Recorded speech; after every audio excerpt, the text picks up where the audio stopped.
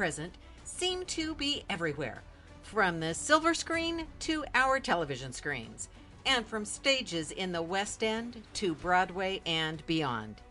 Have you ever thought about how those depictions come to be and what influence they might have on us as an audience?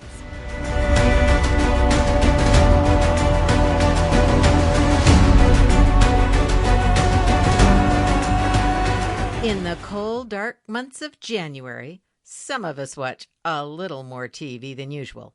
And what better to watch than history? Historic stories on television movies are some of my favorite things. And discussing them is another favorite. I was chatting with my friend and wonderful creative director, Lindstrom, about this, and she suggested I share some thoughts about my favorite monarchs on stage and screen. I'm actually not going to spend much time with Tudor movies because Susanna Lipscomb, in her terrific podcast, Not Just the Tudors, did a fabulous episode on Tudor films in Tudor Box Set Binge. One of the films Susanna mentioned was the 1933 classic, The Private Life of Henry VIII, starring Charles Laughton. Laughton created an unforgettable version of the king, leaning way into that famous Holbein portrait, hands on hips, legs astride, and adding characteristics like gnawing on giant turkey legs that he then threw over his shoulder, something Henry himself never would have done. But that image somehow stuck in the public imagination. Henry's reputation is often exaggerated as well. When Henry VIII appeared as a mascot at the Major League Baseball game played in London a few years ago, the American broadcaster said something like, "Oh, he's the one who had 8 or 10 wives, chopped off most of their heads." Now, it's certainly true that Henry had more wives than any other monarch, but it wasn't 8 or 10. And it is pretty stunning that he had 2 of them beheaded, but there was a lot more to him than that. As a real person, Henry VIII was complicated. He felt like everyone else in the country. He needed a son to succeed him. He didn't exactly go about it the right way, but the succession was his responsibility. He was concerned about royal magnificence. He built palaces, he collected tapestries, and he attracted some of the finest artists in Europe to his court. He founded the Royal Navy. And although the origins of the Church of England date to the influence of the Roman Catholic Church in the 2nd century, the official formation and identity of the Church of England are associated with Henry VIII. So it's complicated. But thanks to some of the representations of Henry on film, our view of him can end up a bit skewed. This brings me to the question Lindsey and I came up with. Are our views of historic figures shaped by their representation in pop culture, or are there representations in pop culture based on how we view historic figures? Let's look at a few examples. You already know that Lion in Winter is one of my favorite movies, and it includes one of my favorite royal depictions, Katherine Hepburn as Eleanor of Aquitaine. Although she's an American actress, Katherine Hepburn gives a powerful portrayal of the early English queen. And I know I'm not the only one who has a mental image of Katherine Hepburn when thinking of Eleanor. In the famous Kin website, Eleanor of Aquitaine is identified as the 23rd great-grandmother of Katherine Hepburn through a variety of nobles, royals, and eventually Olive Welby, who was born in the United States in the 17th century. Then it trickles down through a bunch of other generations until we come to Katherine. I'm not sure about this claim, but it is interesting. And, relative or not, Katherine Hepburn's spirit and confidence really convinced me that she's the perfect representation of Eleanor. In fact, and here's something that's really embarrassing for me to admit, my connection between Eleanor of Aquitaine and Katherine Hepburn was so strong that in high school I wrote an essay about Eleanor and called her, quote, Queen Katherine several times. I didn't even realize this until the essay was returned and I suddenly saw my embarrassing mistakes. I also noticed the fact that the teacher had somehow overlooked those mistakes. Maybe she was as much of a fan as I was. So sometimes a great performance can shape our perception of a historic figure, and sometimes it works the other way. I think a great example of this is with King George III. Now, I want you to know I love all of those of you who are listening, those from America and listeners from the UK and all over the world. I do think my American listeners will particularly relate to this bit. In American history, George III is definitely the bad guy when it comes to the Revolutionary War. In fact, the Declaration of Independence contains 27 grievances against King George. It's as if he is held personally responsible for everything that's upsetting the colonial leaders. Like all the laws were made by him personally, which, of course, was not the case. The monarchy had actually been losing power since the Glorious Revolution in 1688 and the signing of the Bill of Rights in 1689. Parliament was getting more powerful all the time. George III's two predecessors were largely disinterested in England, which allowed Parliament to solidify its powers. And speaking of George I and George II, they were not great kings. And neither was George IV. In fact, of all the Georges, George III was by far the most effective monarch. But that didn't fit in the American version of the War of Independence against the tyrannical King George III. So, what happens when our American understanding of George III is based on a narrative that gives America its reason for being? How does that version of George III show up in pop culture? Let's talk about another of my favorites, one of my all-time favorite plays, Hamilton. I know it's a worldwide phenomenon, but think back. Originally, it was a play created by Americans for Americans, and it includes this fantastic representation of George III. Now, I've been fortunate enough to see Hamilton on stage twice. And both times, the audience exploded with laughter and applause every single time George III appeared on stage. He is absolutely one of our favorite characters of the show. But he's a caricature of the king with no real connection to history. Now, here's one of the places it's really clear, these brilliant lyrics that George III sings. I will not sing, but read them to you. You'll be back, like before. I will fight the fight and win the war for your love, for your praise, and I'll love you till my dying days. When you're gone, I'll go mad, so don't throw away this thing we had. 'Cause when push comes to shove, I will kill your friends and family to remind you of my love. Brilliant! And really encapsulates the American version of George III. That character is wonderfully ridiculous, demanding, tyrannical, funny, eventually literally mad as in crazy, and is responsible for the war. He's sending the troops. And I think that comes from the overall version Americans have of George III. Lin-Manuel Miranda turned that version into a brilliant and hilarious character, a foil for all those courageous founding fathers. And that representation was in part shaped by what we've been taught about the American Revolution. Now, let's move forward just a little bit from George III to Queen Victoria, another long-serving monarch who shows up frequently on screen. Victoria's reign stretched far and wide. She reigned from the early 19th century, coming to the throne in 1819, clear into the 20th century, dying in 1901. She oversaw the expansion of the British Empire and was eventually named Empress of India. And she married her children and grandchildren all over the world. By the end of her life, she was literally known as the Grandmother of Europe and the Queen of Europe. In addition, there were game-changing events all over the world during her reign, including the Napoleonic Wars, the political upheavals throughout Europe, known as the Revolutions of 1848, the abolition of slavery and the American Civil War, the decline of the Ottoman Empire, colonialism, the Industrial Revolution, and life-changing inventions in communication, medicine, and transportation. So life around the whole world changed dramatically during the reign of Queen Victoria. So it makes sense she would show up regularly on the screen. Now, how is Victoria portrayed on the screen? Let's look at a few more of my favorites. We'll start with the beginning of the reign. We have a couple of really great examples. The film Young Victoria from 2009 and Victoria, the masterpiece television series that premiered in the UK in 2016 and in the US in 2017.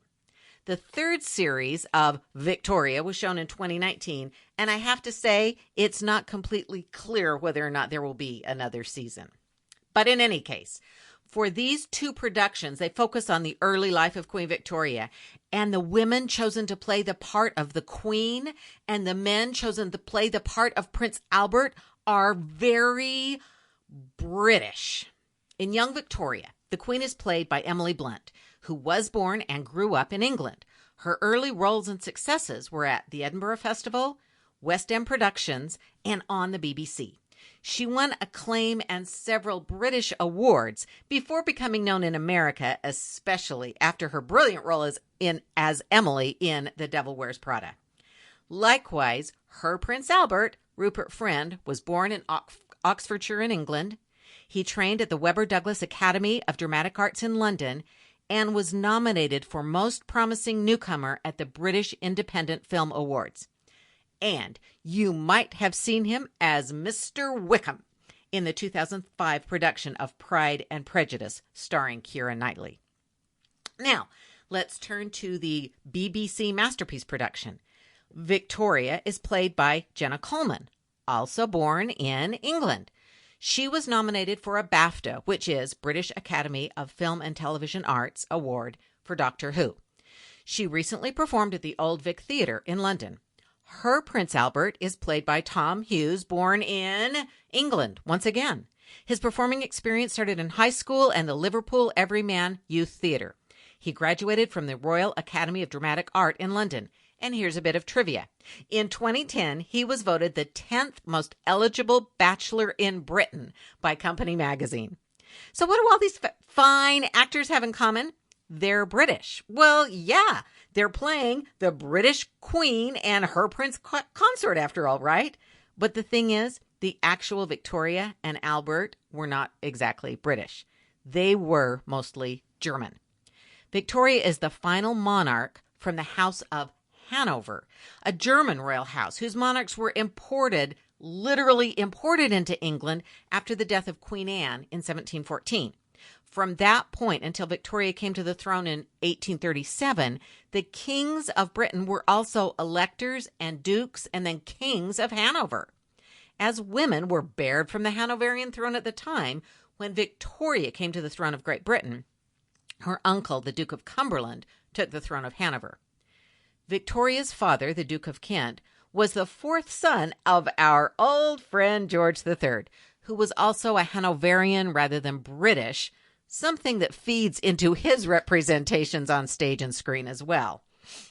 Victoria's mother was Princess Victoire of Saxe-Coburg-Saalfeld, born in the Holy Roman Empire of the German nation.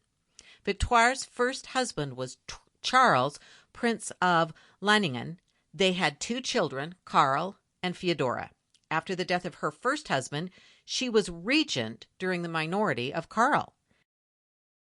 The death of Princess Charlotte, daughter of George IV and heir to the throne, brought a succession crisis in Britain.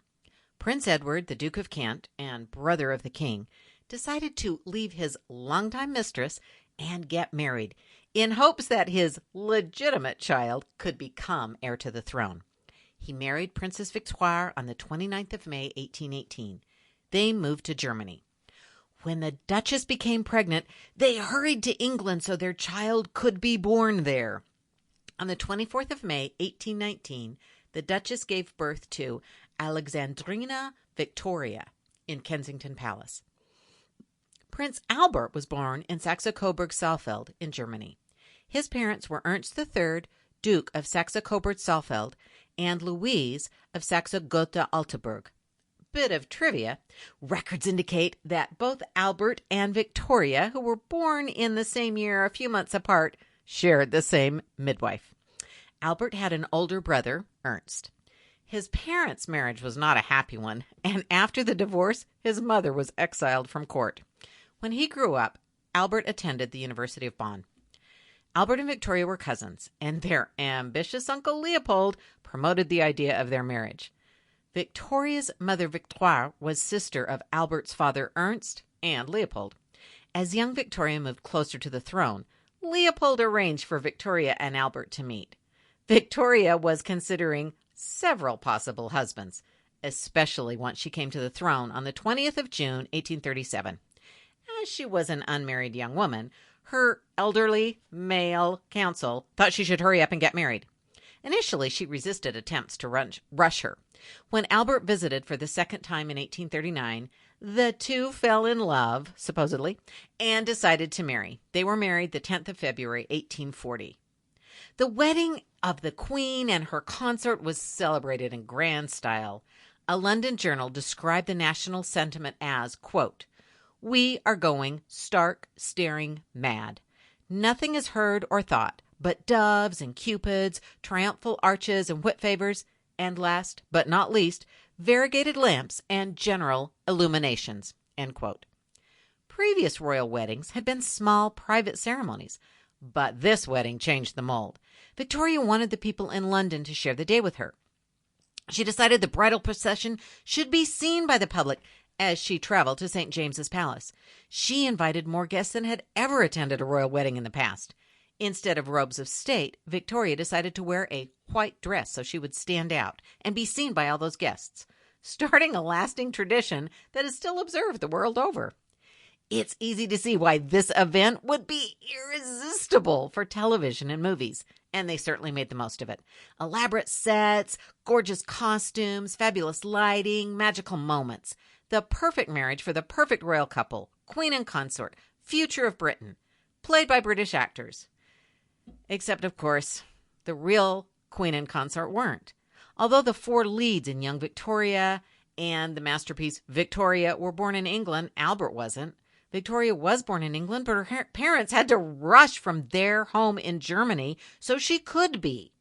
We might remember on some level that Albert wasn't from England, but he's played by English actors. We tend to think of Victoria as English because she's the Queen of Britain.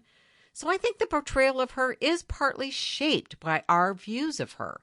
We imagine and we see her speaking English with an English accent. But history tells us she also spoke German, especially with Albert, and when she spoke English, her accent was German. Portrayal of the Queen later in life follows the same pattern. One actress plays Queen Victoria superbly in two movies about the later periods of the Queen's life. Her Majesty Mrs. Brown, also known sometimes as simply Mrs. Brown, and Victoria and Abdul. The person who played the elder queen to perfection? The quintessentially British actress Judy Dench.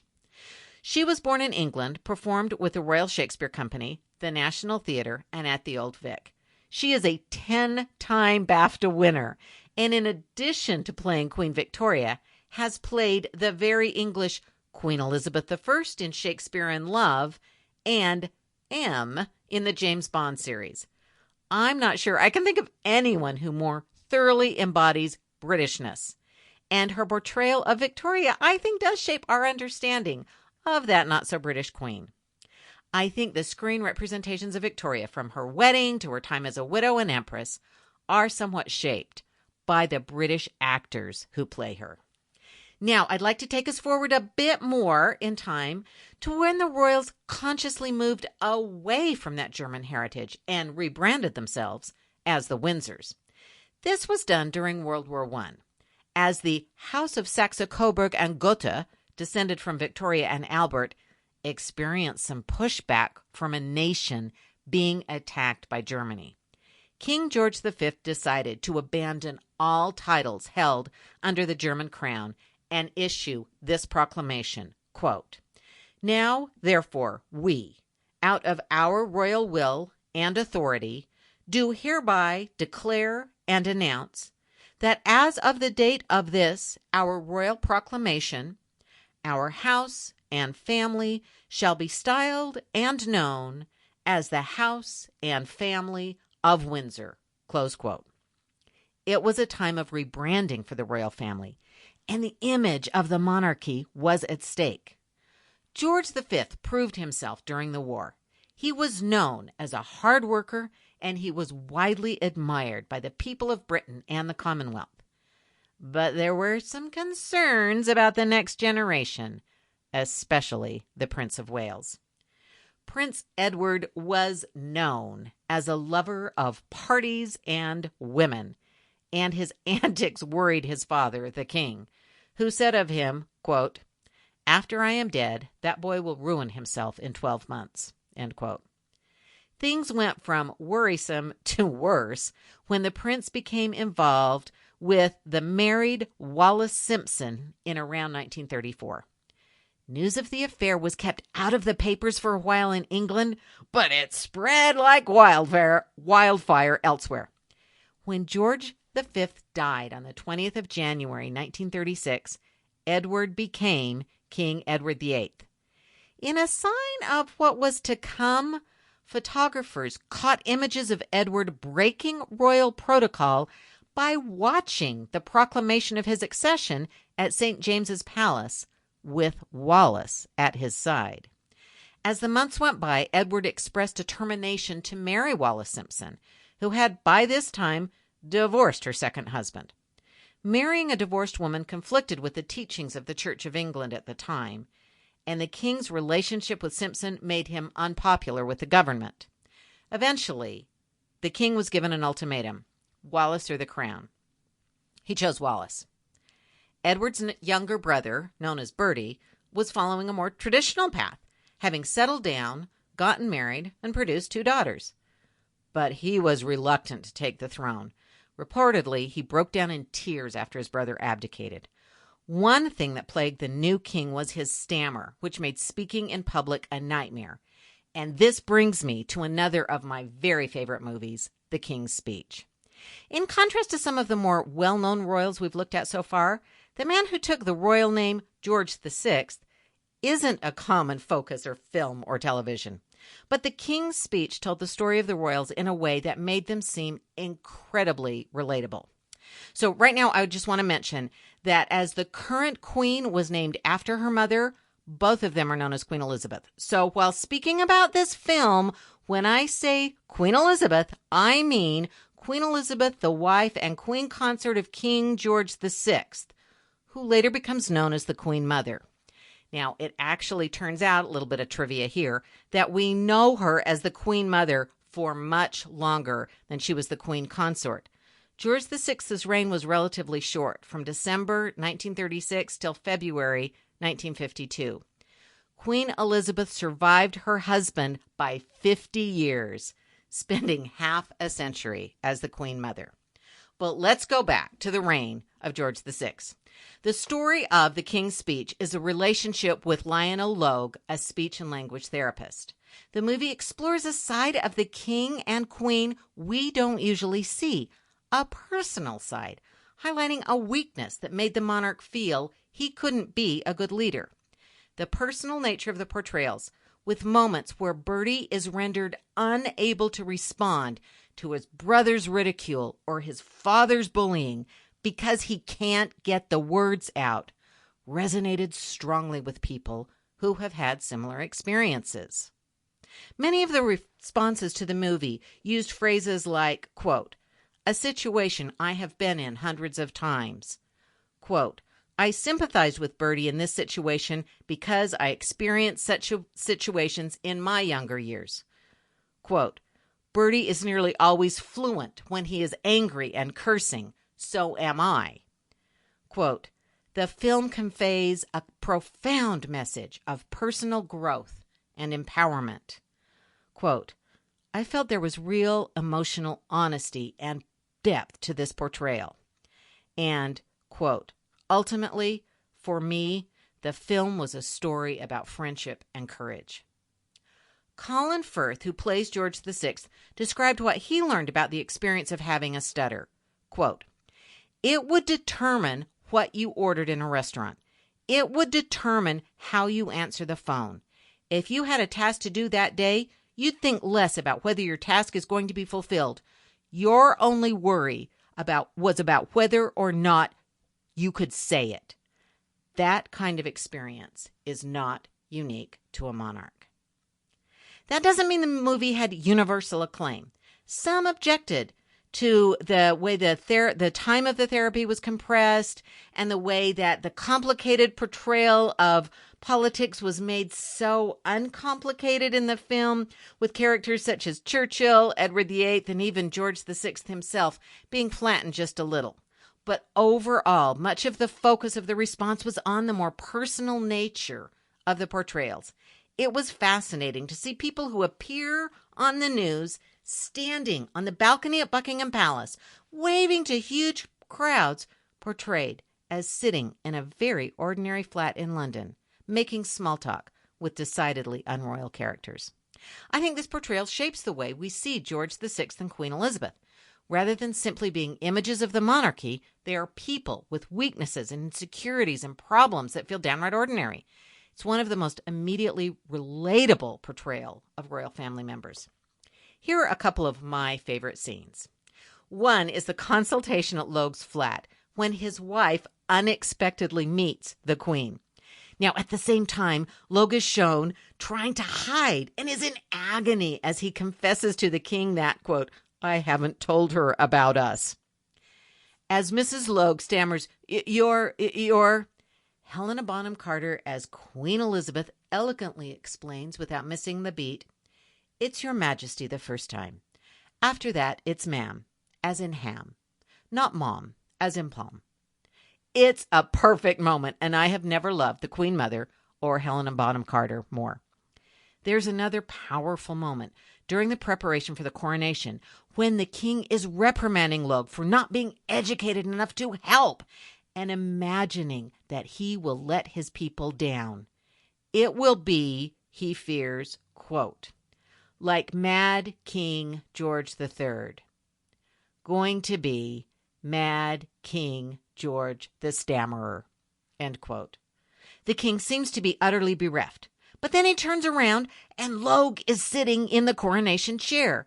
The king explodes in anger, demanding that Logue listen to me, and eventually shouts, "Because I have a voice."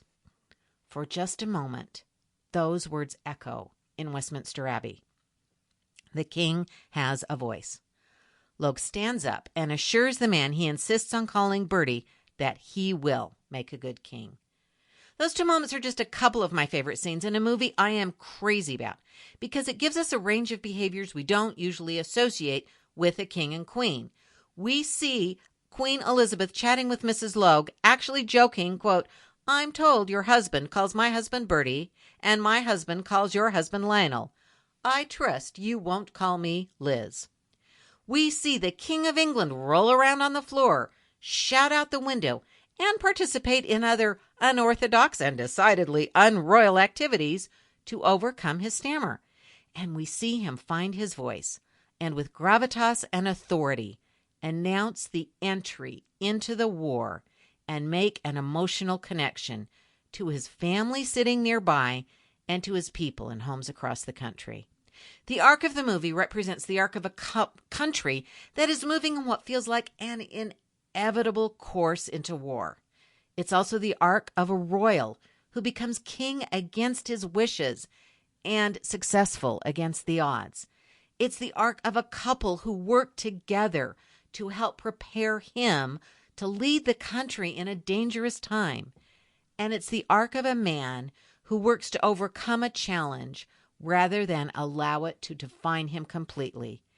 It's a lasting and powerful moment when the king finishes his speech. Queen Elizabeth exhales with relief, and Logue says quietly, "Very good, Bertie." I think this film shapes the way we view the king and queen and allows us to see them as people rather than simply as figures on the palace balcony. Those are a few of my favorite monarchs on stage and screen moments. I do think our views shape the representation of the figures, and the representation of the figures shapes our view.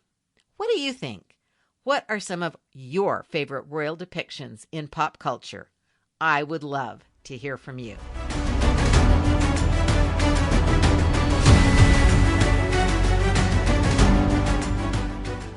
Thank you, as always, for joining me as we time travel through history, meeting all those royals, rebels, and romantics, and take a look at them on stage and screen. I'd really appreciate it if you'd take a moment to subscribe, rate, and leave a comment. I would love to hear what your favorite royal portrayals are. And please think about joining our patron family. I'm planning many fun treats for this year, and there's some exciting exclusive content coming soon. Check it out. As always, it's an honor to be shaking up history together.